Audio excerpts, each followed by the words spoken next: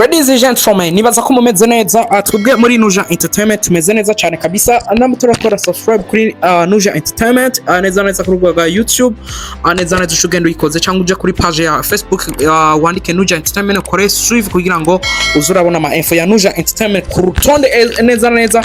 So ladies and gentlemen, nkeneye abakunzi ba gospel muze hano kabisa. Tugira tuganire ku muziki wa gospel hanini, naho mwabonye twavanzemwo n'iki, ariko tugira tuganire ku muziki wa gospel hano mu Burundi. Tugaruke kwa abana baririmbyi mwabonye kuri screen, mwabonye CG, mwabonye Gladys, mwabonye n'ukiriko akiri, mwabonye n'aba ba Prince MSHINDI n'abandi benshi. Yes, nuko meze. So asseyez-vous confortablement et c'est parti.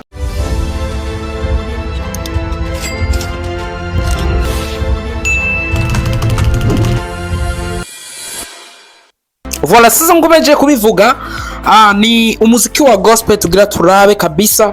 Mbega umuziki wa gospel hano mu Burundi umeze gute kabisa. Yes, neza ivyo nabateguriye neza tugaruke ku ndirimbo CG, indirimbo komsa ya CG, indirimbo yako yagize success dasanzwe meme pour le moment nubu iracafise akanovera kabisa. Urana ko ari indirimbo nziza cyane, indirimbo iri mu bantu. Ino musi rero fise neza bimwe mu vyaranze ino ndirimbo. Ino ndirimbo kabisa ni indirimbo imaze 5 mois isohotse. Ni indirimbo yasohotse mu gihuhusi ca ahanihe. Ni indirimbo yasohotse mu gihuhusi c'indirimbo zigiye zitandukanye kandi zikomeye. Ariko nicayibujije ko indirimbo isohoka, nicayibujije ko indirimbo ngaha mu Burundi umwana n'ukuze ayivabinga, nicabujije ko indirimbo isohoka hanze mu Rwanda hano dusanzwe twumva runo rurimi dusanzwe tuvuga. Namba ndiko ndavuga ikinyarwanda, nima ndiko ndavuga ikirundi, umunyarwanda aranyumva 100%. Namba umunyarwanda ariko aravuga ikinyarwanda nanje ndamwumva, niyo bariko baririmba turavyumva. Ino nima nicayibujije ko isohoka, nicayibujije ko aronka neza n'amadil, nicabujije ko indirimbo kushika kuno mwanya ku mezi 5 yonyene ifise plus de 7 millions ku rubuga rwa YouTube. Murumva ico kintu. Ino musi nashatse kugira ati kiriko n'uwusije nibo bafise ama views menshi mu gihe kiri gito, mu gihe cy'umwanya muto mu gihugu cy'u Burundi. Nubaronse ama views menshi mu mwanya w'igito. Ino musi tuvuze ati ni gospel. Ntavyo twari tumenyeye mano mu gihugu cy'u Burundi kubona gospel dans 5 mois 7 millions, plus de 7 millions ku rubuga rwa YouTube. Ni bwa mbere tubibonye ivyo.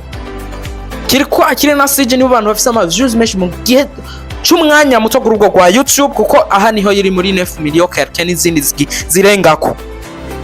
Ati gituma rero nabazanye ni kubera iki ino musi no muririmbyi numwe mu baririmbyi bafise influence, ni umwe mu baririmbyi yagize ibakwe ryo gusohora igikorwa kigakundwa gushika nino musi ko turacumva, gushika n'uwo musi tukaba turiko turakivuga.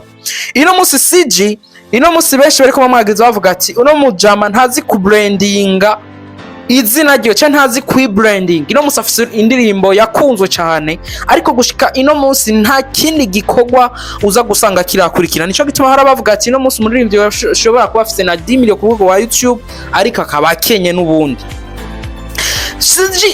Nta kintu na kimwe uza gusigurira abantu ngo biriko bipfira aha, kuko ijya ndirimbo uburyo yatanze success naho yari gutuma avuga ati mu rusengero nsengiramwo bomfasha nkasohora iyindi. Namba arivuga ati ni kibazo cy'amafaranga cyane ikibazo cy'uburyo kugira ngo asohora iyindi ndirimbo, naho yari kuja aba boss babaravye uburyo yaririmvyemwo canke baravye uburyo ijya ndirimbo yazanye success, nta muntu numwe atomushigikira. Ariko gushika ino musi après 5 mois nta ndirimbo nimwe nta ndirimbo yindi sikurikira konsa iraja hanze. Twaje kubona ino ndirimbo yasohokeye nkuko nabivuze mu bihuhusi vya ahanihe, isokera mu gihuhusi cyo witwa Gladys Iglasias, nawe mu baririmbyi kazi bameze neza cyane ba gospel, bameze neza cyane.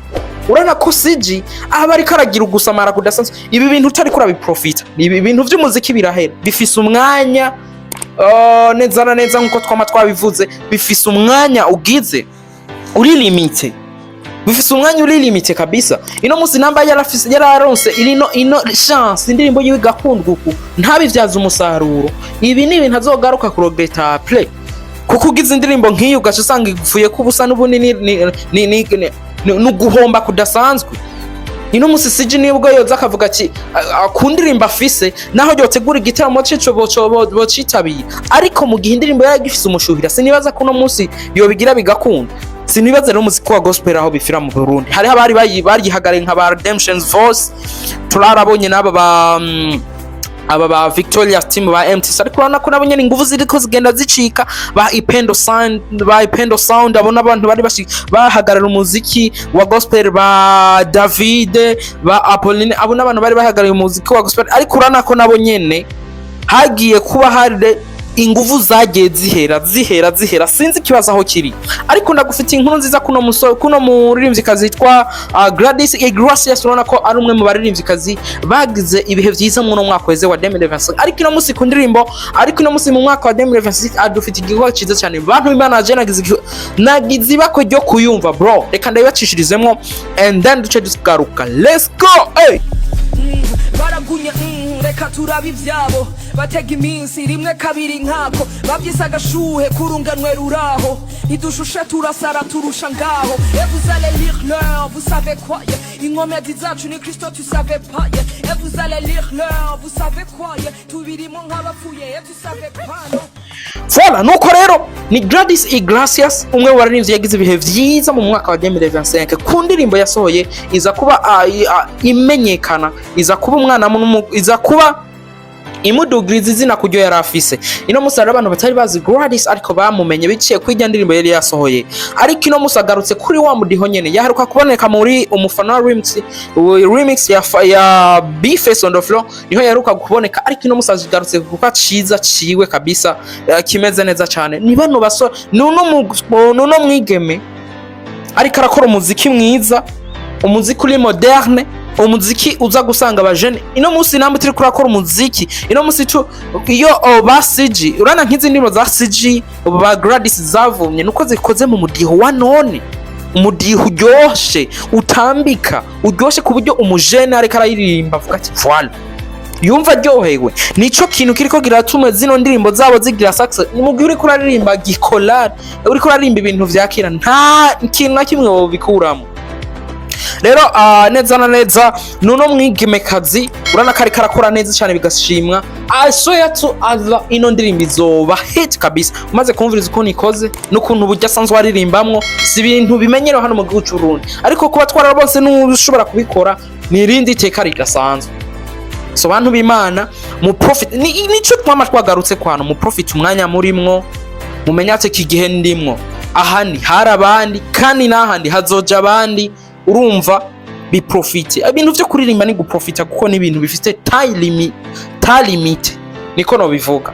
Yes, reka ndabashimire mwakoze uruhara kugira ngo munyumvirize kuva ntangura kuvuga mwumviriza. Reka ndabashimire utarakora subscribe nk'ibisanzwe uyikore neza hano kuri Nuje Entertainment ku rubuga rwa YouTube no ku rubuga rwa Facebook kabisa. Kuri page yacu ya Facebook muraza kubona ibiganiro bigiye bitandukanye.